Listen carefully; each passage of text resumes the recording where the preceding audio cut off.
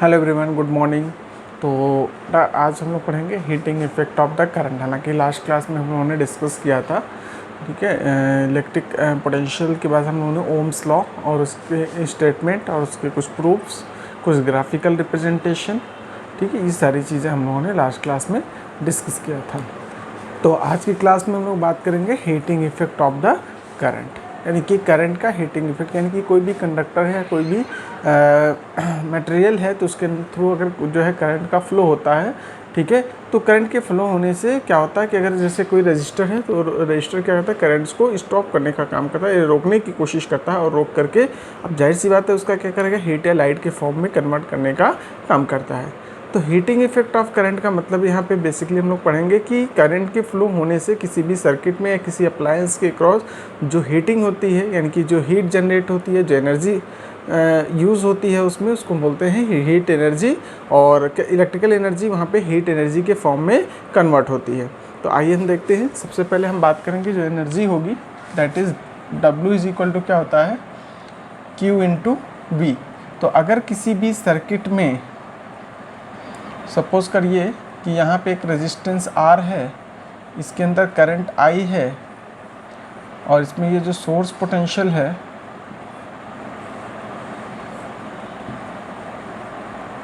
V, ठीक है।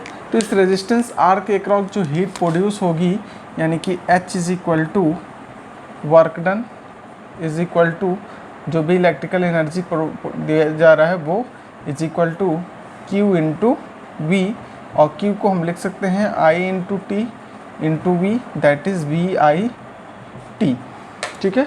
तो हीट जो प्रोड्यूस होगी वो VIT के बराबर होगी। दूसरी चीज़ बेटा, अगर हम बात करेंगे यहाँ पे, इसको अगर हम कन्वर्ट कर दें तो H is equal to V के प्लेस पे IR लिख सकते हैं,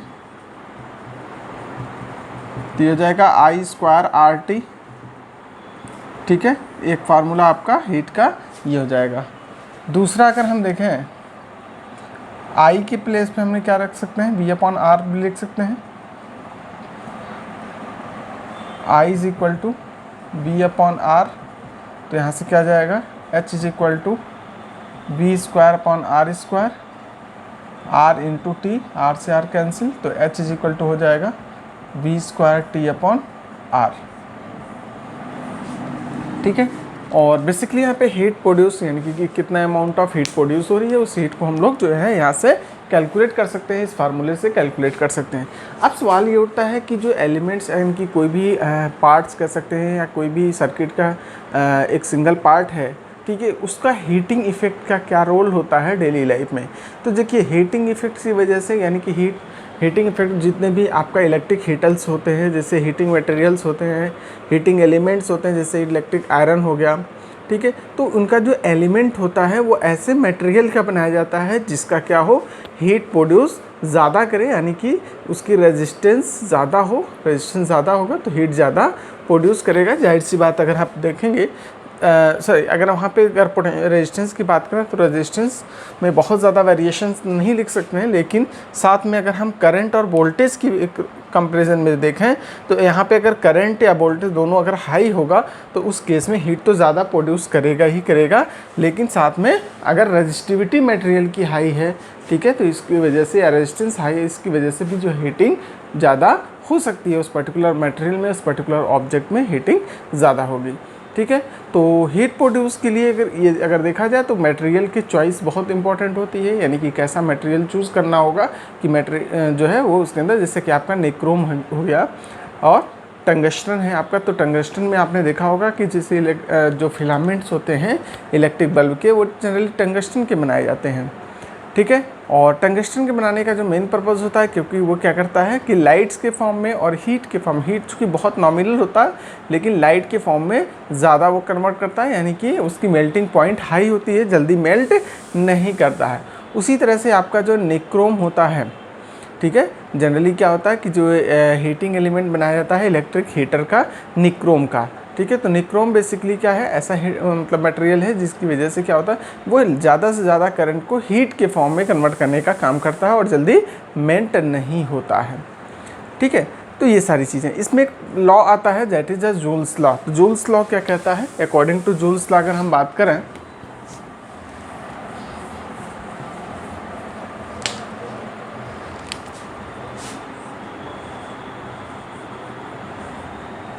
जूल्स लॉ। जूल्स लॉ के अकॉर्डिंग यानी it states that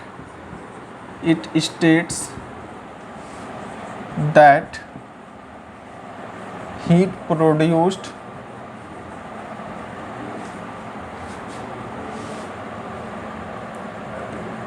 is directly, first part होता है proportional to square of current and दूसरा होता है directly proportional to resistance of material and third जो होता है directly proportional to time for which current is flowing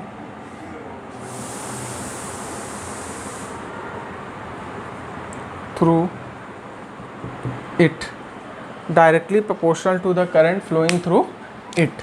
तो यहाँ पे जूल्स लॉ के स्टेटमेंट आपने क्या देखा कि इनकी जूल्स लॉ के अकॉर्डिंग क्या है कि जो हीट प्रोड्यूस होता है वो डायरेक्टली प्रोपोर्शनल होता है करंट स्क्वायर के, यानी कि अगर इसको मैथमेटिकल फॉर्म में देखें तो H डायरेक्टली प्रोपोर्शनल होता है I square, H directly proportional होता है R की एंड H डायरेक्टली प्रोपोर्शनल होता है T से। जब इन तीनों को अगर आप कंबाइन करोगे तो इनके कम्बिनेशन से निकलेगा H directly proportional to I square RT और यहाँ पे H इज इक्वल टू हो जाएगा I स्क्वायर RT। यहाँ पे कांस्टेंट जो लगाते हैं constant K is equal to 1 होता है, जो प्रोपोर्शनलिटी कांस्टेंट 1 होता है, इसलिए यहाँ पे 1 लिखने की ज़रूरत नहीं है, तो सीधे H is equal to I square RT लिख सकते हैं। ये आपका जूल्स लॉ है। इसके बाद से अगर हम इसकी यूनिट्स की बात करें कि इसकी SI यूनिट क्या होती है,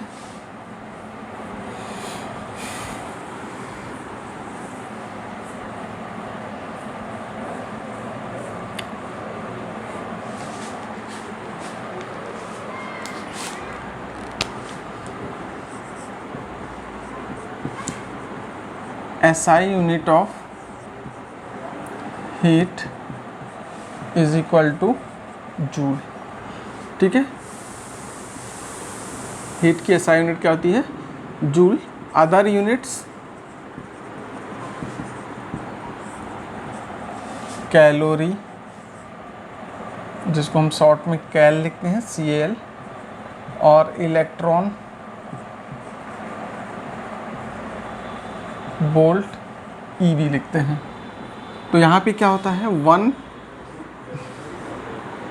calorie is equal to 4.18 joule और 1 electron volt is equal to 1.6 into 10⁻⁻19 joule. ठीक है, तो ये रिलेशन आपको मालूम होना चाहिए जिससे आपके न्यूमेरिकल में इजी होगा। ठीक है, इसके अलावा बहुत सारे चीज़ें अगर हम बात करें, एक टर्म आता है आपका पावर। ठीक है, तो पावर क्या होता है ये देख लेते हैं।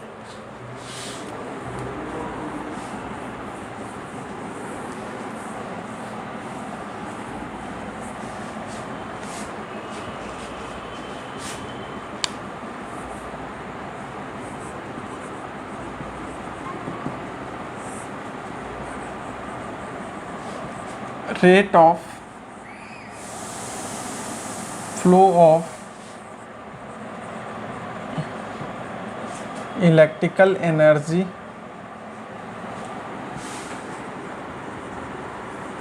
थ्रू अ सर्किट, इसको हम क्या बोलेंगे, पावर।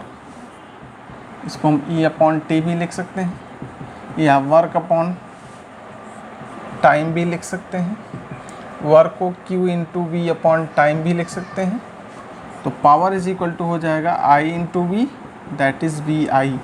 तो पावर का एक फार्मूला आपको मिला V इंटू आई। V की वैल्यू अगर आप लिखते हैं according to Ohm's law, Ohm's law के अकॉर्डिंग अगर देखा जाए तो V is equal to I R, P is equal to हो जाएगा I R into I, that is I square R. Power का एक फार्मूला ये भी हो जाएगा।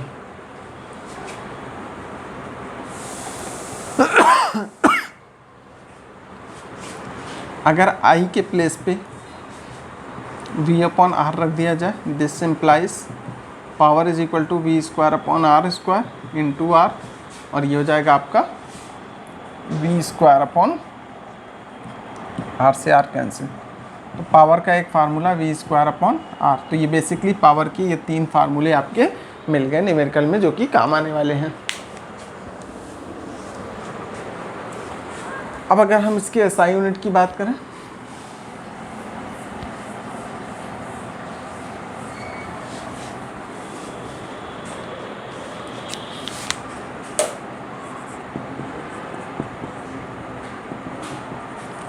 एसआई यूनिट ऑफ पावर क्या होता है, वॉट, ठीक है, और जूल सेकेंड। क्योंकि यहाँ पे हमने बात किया work upon time is equal to power, this implies work is equal to power, यहाँ पे जूल हो जाएगा आपका जूल पर सेकेंड, पावर इनटू टाइम, ठीक है। अदर यूनिट्स इसके क्या होती हैं,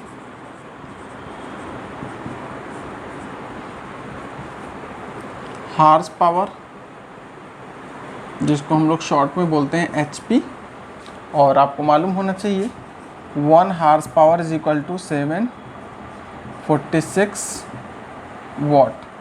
1 हार्स पावर में 746 वॉट होता है, ठीक है। तो इस तरह से ये कुछ बेसिक कॉन्सेप्ट थे जो आपके इस चैप्टर में यूज़ होने वाले थे, ठीक है।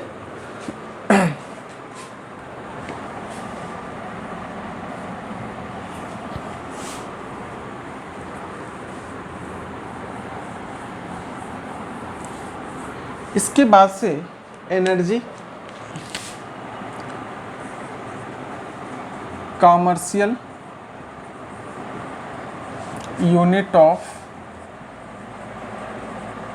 एनर्जी, एनर्जी की कॉमर्शियल यूनिट की बात करेंगे बेटा।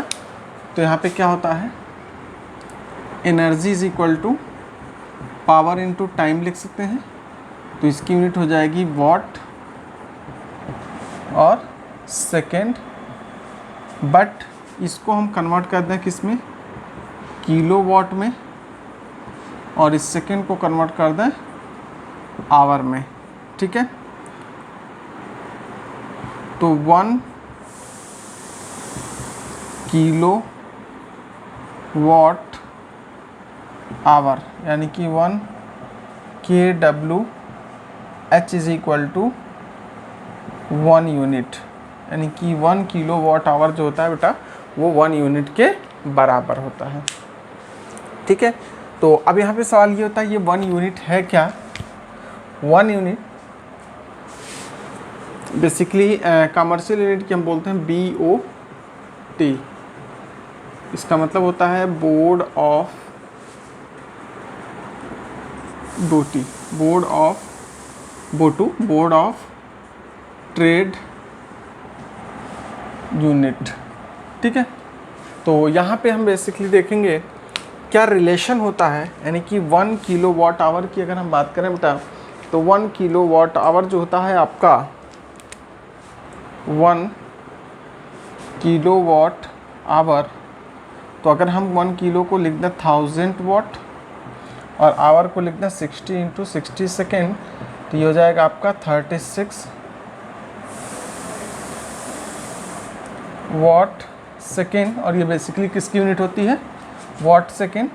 वॉट सेकेंड यूनिट जो होती है आपकी वर्क की या जूल, एनर्जी की जूल हो जाएगी। तो ये हो जाएगा, इसको लिख सकते हैं 3.6 इंटू 10⁶ जूल, यानी कि 1 unit is equal to 1 kilowatt hour is equal to this much amount of energy, ठीक है। तो आई थिंक ये चीज़ें पावर का कॉन्सेप्ट समझ में आ गया होगा। बाकी एनर्जी का जो भी रोल है यानी कि ये भी हम लोग देख चुके हैं। अब ये सवाल ये उठता है कि यहाँ पे ये जो एनर्जी का कैलकुलेशन इस तरह से हम लोग करते हैं तो कहाँ पे करते हैं, तो आपके घर में जो मीटर वगैरह लगा होगा, इलेक्ट्रिक मीटर, ठीक है, जो बिजली का डिपार्टमेंट की वजह से की तरफ से लगा होगा, ठीक है, जिससे आपका जो है बिजली का बिल आप कहते हो ना, 1 यूनिट आया, 10 यूनिट आया, 20 यूनिट, 100, 200 यूनिट जो भी है, या और पर यूनिट का रेट मान लीजिए 8 रुपीज़ है तो 8 इंटू अगर 100 यूनिट्स है तो 800 का कहते हो बिल आया है, ठीक है। तो वो कैलकुलेशन हम लोग कैसे करते हैं, तो बेसिकली क्या होता है कि पावर रेटिंग होती है। पावर रेटिंग क्या होता है कि जैसे कि कोई भी आप अप्लायंस खरीद करके लेकर के आते हो मार्केट से, तो उस अप्लायंस में एक चीज़ खासियत होती है कि उस अप्लायंस पे आप देखोगे कि यानी कि जो भी उसकी पैकिंग होगी उस पर जनरली लिखा होता है 220 वोल्ट कामा 15 वाट, 200 वाट, 50 वाट, वॉटेवर। तो यहाँ पे जो 220 वोल्ट है बेसिकली यहाँ पे इंडिया में डोमेस्टिक सप्लाई जो मिलती है, यानी कि जो सोर्स वोल्टेज होता है डोमेस्टिक के लिए, ठीक है, वो कितना होता है 220 वोल्ट होता है, ठीक है। दूसरा क्या होता है कि जो पावर रेटिंग आपकी है, यानी कि पावर रेटिंग जैसे वाट लिखा हुआ है, यानी कि वाट का मतलब यहाँ पे बेसिकली कह सकते हैं कि जैसे कि मान ली लिखा 15 वाट, तो 15 वाट का मतलब कि 220 वोल्ट की सप्लाई पे अगर हम करेंगे तो जो वो पावर कंज्यूम करेगा वो 15 वाट का पावर कंज्यूम करेगा, ठीक है। अब यहाँ पे सवाल ये उठता है कि जैसे मान लीजिए आपके घर में कोई एक सीलिंग फ़ैन है, ठीक है, वो सीलिंग फ़ैन मान लीजिए 50 वाट का है।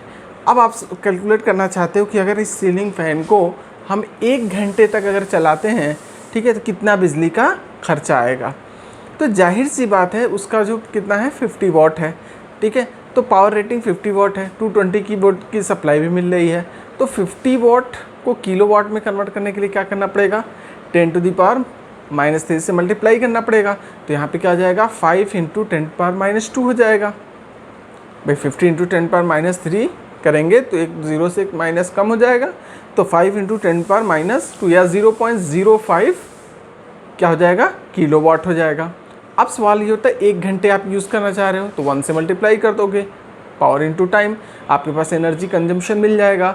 तो अब यहाँ से क्या जाएगा, जैसा कि आपने देखा कि power into time is equal to energy, तो अगर हमने कहा पावर 50 वाट इंटू 1 आवर, तो इसको लिख सकते हैं 50 वाट आवर, और इसको हम किलो में कन्वर्ट करेंगे तो 0.05 वाट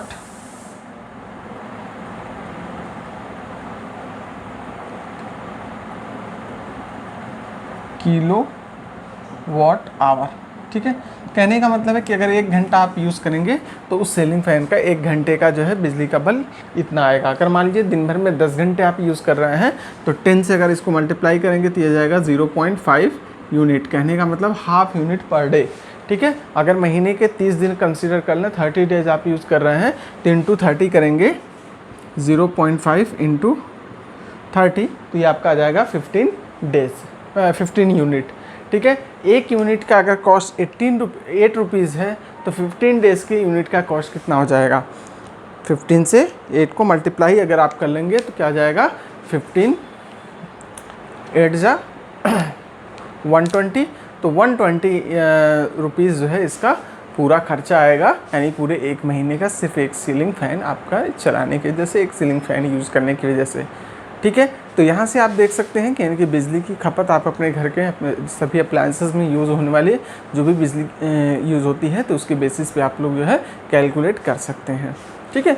और यही चीज़ आपके इसी पे बेस्ड न्यूमेरिकल क्वेश्चंस भी होते हैं जिनको आप लोगों को डिस्कस करना होता है, मतलब कि प्रैक्टिस करना होता है।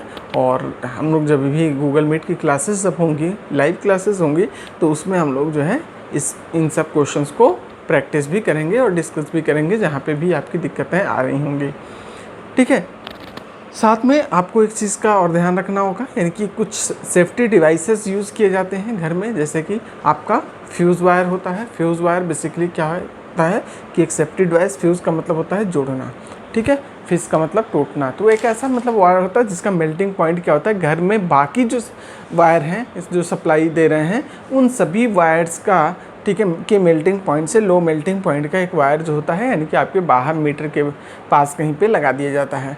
ठीक है, जिससे क्या होगा कि अगर मान लीजिए ओवरलोडिंग हो रही है घर के अंदर, बहुत ज़्यादा अगर वोल्टेज का डिमांड हो रहा है यानी कि शॉर्ट सर्किट हो रहा है कह सकते हैं, ठीक है, तो उसकी वजह से क्या होगा कि हीटिंग ज़्यादा, करंट ज़्यादा वो लेगा, तो करंट ज़्यादा डिमांड करेगा तो उस वायर से होकर के गुजरेगा तो उसमें क्या होगा, हीटिंग इफेक्ट होगी, यानी कि जितना ज़्यादा करंट उतना ज़्यादा हीट, तो वो जल्दी हीट होगा तो जल्दी मेल्ट कर जाएगा।